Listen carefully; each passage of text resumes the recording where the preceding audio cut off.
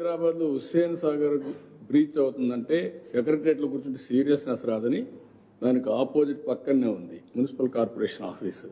అక్కడ కూర్చున్నాం. అక్కడి నుంచి కూర్చొని ఆపరేట్ చేస్తేనే ఆ సీరియస్నెస్ వస్తుందని ఆపరేట్ చేశాం. కానీ ఇప్పుడు టెక్నాలజీ వచ్చిన తర్వాత ఇవన్నీ కూడా మీరు చూస్తే రియల్ టైం కంట్రోల్ చేయడమే కాకుండా రియల్ టైం అసెస్ చేసుకునే పరిస్థితి కూడా వస్తున్నాం. ఈరోజు మొత్తం రాష్ట్రంలో ప్రాకార్ జైన్ డిజాస్టర్ మేనేజ్మెంట్ ఒక ఎస్టిమేట్స్ తయారు చేశాడు.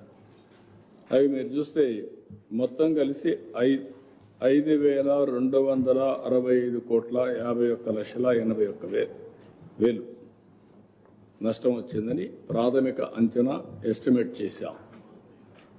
దీంట్లో కూడా అగ్రికల్చర్లో 829 కోట్లు, హార్టికల్చర్లో 39,99,00,000, సెరికల్చర్ 65 లక్షలు, అనిమల్ హస్బెండరీ 71 లక్షలు. నేను ఒక మాట చెప్పాను ఆ రోజు, మనుషులు చనిపోవడానికి వీలు, జీరో క్యాజువాలిటీ.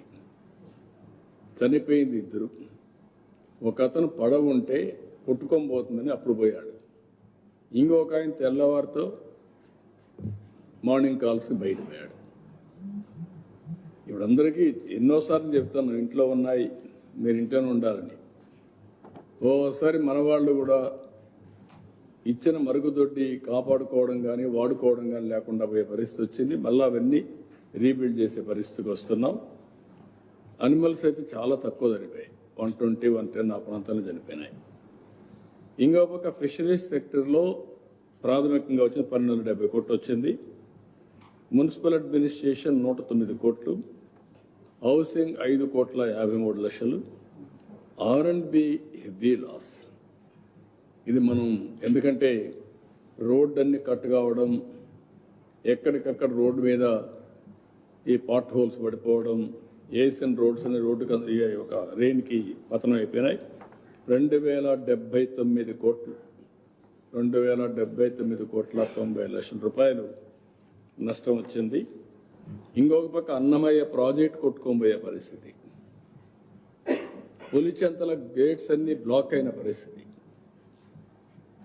ప్రివెంటివ్ తీసుకున్నాం, మెయింటెనెన్స్ తీసుకున్నాం, క్యాచ్మెంట్ ఏరియా రెయిన్ఫాల్ తీసుకున్నాం, అసెస్ చేసాం well in advance, water release కూడా పర్ఫెక్ట్గా చేసి ఎక్కడా ఫ్లడ్ లేకుండా కాపాడుకుంటూ వచ్చాం. కాబట్టి 207 కోట్లు చిన్న చిన్నవి రిపేర్లు వచ్చాయి తప్ప ఎక్కడ రాలేదు.